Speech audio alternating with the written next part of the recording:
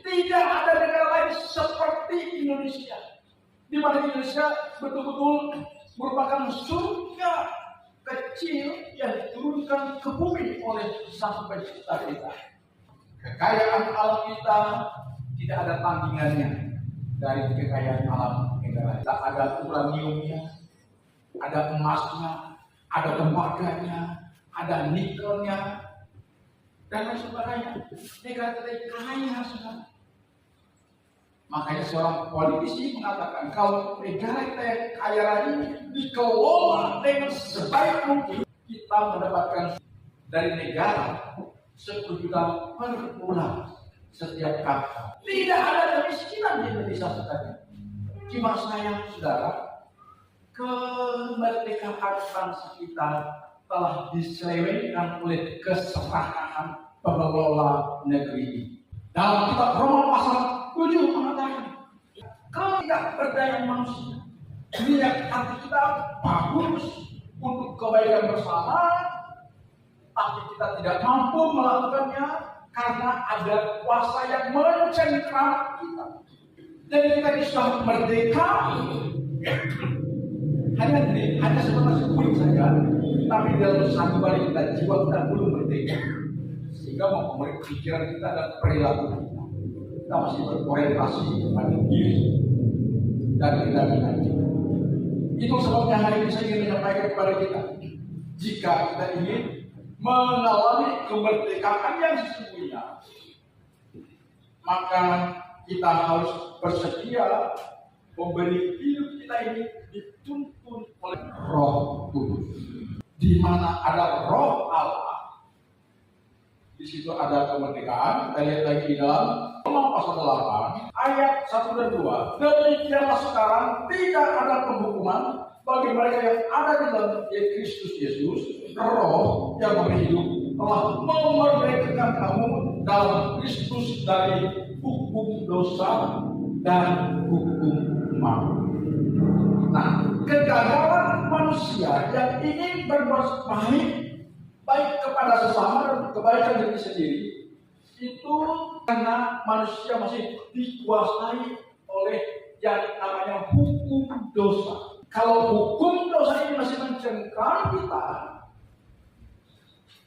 maka kita tidak akan pernah mampu untuk melakukan sebuah perubahan untuk suatu kebaikan, baik untuk diri sendiri maupun untuk orang lain. Kita selalu gagal. Kenapa? Kita masih dikuasai oleh hukum dosa. Yang hadir ibadah bertepatan dengan 17 Agustus tahun 2025 ini, marilah kita memeriksa diri kita masing-masing. Kalau kita terus gagal untuk melakukan sebuah kebenaran sebagaimana yang Tuhan sudah ajarkan kepada kita, hati-hati, tanpa kita sadari atau kita sadari, kita sedang ada dalam cengkraman hukum dosa. Akibat daripada cengkraman hukum dosa, maka akan mengarah kepada hukum maut. Mengerikan, saudara. Tetapi kabar gembira bagi kita orang Kristen. Kalau kita menyadari kita memang sedang ada dalam cengkraman hukum dosa, maka seperti yang Paulus katakan di dalam Roma pasal 7 dari ayat 13 sampai dengan ayat 25. Saya bacakan di sini ya. Sebab apa yang aku perbuat, aku tidak tahu. Karena bukan apa yang aku kehendaki yang aku perbuat, tetapi apa yang aku benci itu yang aku perbuat. Jika aku perbuat apa yang tidak aku kehendaki, aku menyetujui bahwa Tuhan itu baik. Kalau demikian, bukan apa lagi yang memperbuatnya, tetapi dosa yang ada di dalam aku. Coba aku tahu bahwa di dalam aku sebagai manusia tidak ada sesuatu yang baik. Sebab kehendak memang ada dalam aku, tetapi bukan hal berbuat apa yang baik. Sebab bukan apa yang aku kehendaki yaitu yang baik yang aku perbuat, melainkan apa yang tidak aku kehendaki yaitu yang jahat yang aku perbuat. Jadi jika aku berbuat apa yang tidak aku kehendaki, Maka bukan lagi aku yang memperbuatnya, tetapi dosa yang diam di dalam aku. Nah, bayangkan saudara, kalau kita ya banyak kita menghadiri KKR, atau altar call dan maju, kita angkat tangan, didoakan, kita gemar bermanfaat, kita berserah diri kepada Tuhan, kita mau komitmen sungguh-sungguh untuk hidup sesuai dengan firman Tuhan. Kita sudah pulang dari gereja, pulang dekat apa? Lupakan pada komitmen. Kemarin kita melihat kepada dunia kembali mencengkeram. Padahal kita ingin lepas dari cengkeraman dunia itu. Tapi kenapa kita tidak bisa? Kenapa? Karena ada suatu hukum yang masih memuat kita. Ya, yaitu hukum dosa. Seperti yang Paulus alami. Sebab jika aku berbuat apa yang tidak aku kehendaki, maka bukan lagi aku yang berbuatnya, tetapi dosa yang dia di dalam hati.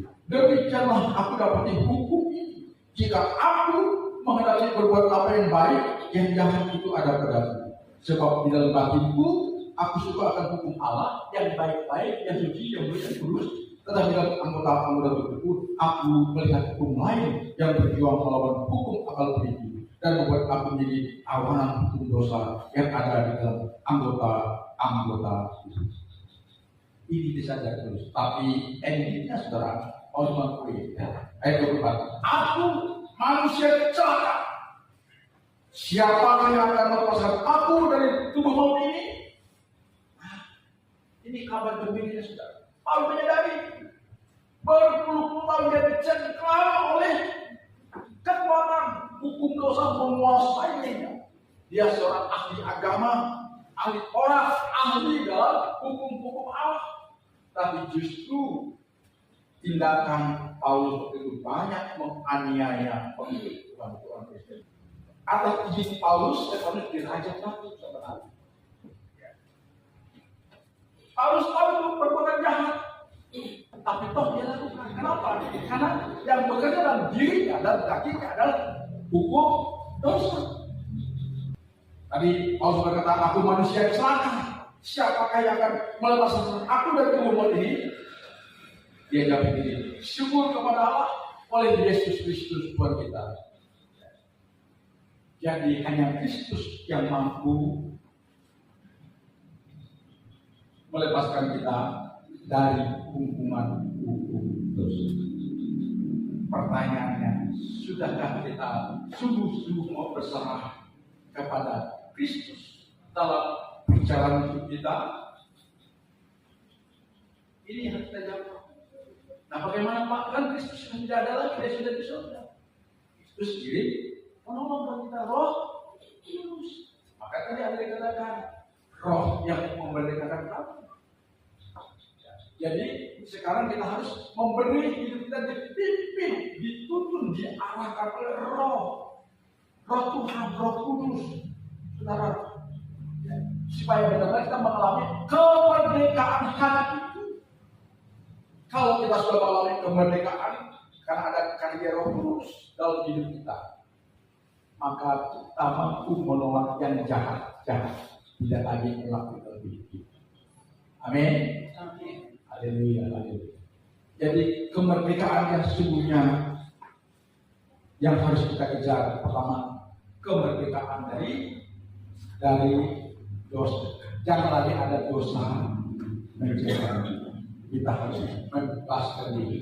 Kita harus melepaskan diri dari cengkeraman dosa melalui penyerahan kita kepada Tuhan Yesus Kristus dan memohon tuntunan Roh Kudus mengarahkan kita untuk kita hidup dalam perkenan Bapa. Kemudian buku panduannya adalah Alkitab firman Tuhan. Karena itu saya ingin terus mengingatkan dan mengajak kita untuk membaca minimal baca Alkitab satu hari satu pasal. Kalau bisa 3 pasal satu hari, maka dalam 1 tahun kita bisa menyelesaikan satu kitab dari Kejadian sampai Wahyu. Percaya saudara, kalau saudara rajin membaca Alkitab, pasti kita akan mendapatkan tuntunan Tuhan. Dan saudara tahu dan ngerti bukan terus bacanya, nanti Roh Kudus akan memahami apa yang kita baca. Ketika kita dalam keadaan mengalami goncangan, semacam godaan, tiba-tiba ayat yang kita baca muncul mengingatkan kita. Itu hebatnya kita. Kan itu harus kita baca Alkitab. Karena dengan kita membaca Alkitab, kita sedang memandu diri kita dalam perjalanan kita di sementara ini itu tidak lagi terjerumus dalam perbuatan dosa. Ya, sehingga kita lepas dari hukum dosa. Ya. Sebab firman yang diberikan kepada kita ini adalah semacam panduan, arahan, teguran, nasihat, bimbingan untuk kebaikan kita. Kalau kita baca, kalau kita renungkan, kalau kita hayati, kalau kita perkatakan, kalau kita lakukan, yang merasakan adalah kita. Ya. Sampai Alkitab mengatakan kita akan dibuat berbahagia olehnya kalau kita hidup sesuai dengan firman. Ya. Nah, mengapa orang banyak tidak suka baca Alkitab? Tuhan. Itu tadi penyebabnya mungkin jika masih dalam cengkraman. Terus, ya, saya agak sedikit susah dipahami. Tapi inilah karena kita suasana merdeka, memang kita harus memerdekakan diri kita. Amin. Nah, kalau kita sudah merdeka secara roh, itu berdua tidak lagi diikuti oleh dosa-dosa, maka hidup kita akan pasti menyenangkan, membahagiakan, dan mengindahkan. Amin. Kalau semua warga Indonesia hidupnya menyenangkan, membahagiakan, memuaskan, mengindahkan, maka itulah wujud nyata surga kecil sudah hadir di tengah-tengah bangsa kita. Katakan amin. Jadi surga itu sudah sebentar tergambar dalam hidup kita, keindahan hidup yang kita alami, kenikmatan, ketenangan, sukacita, kebahagiaan, itulah surga. Surga yang kita alami di bumi. Jadi penyerahan kita kepada Yesus, ya, untuk mendapatkan surga, dia untuk mati. Tapi lagi selagi kita sudah menikmati surga itu sendiri. Ini ya, kalau kita sudah menikmati surga, waduh ini luar biasa.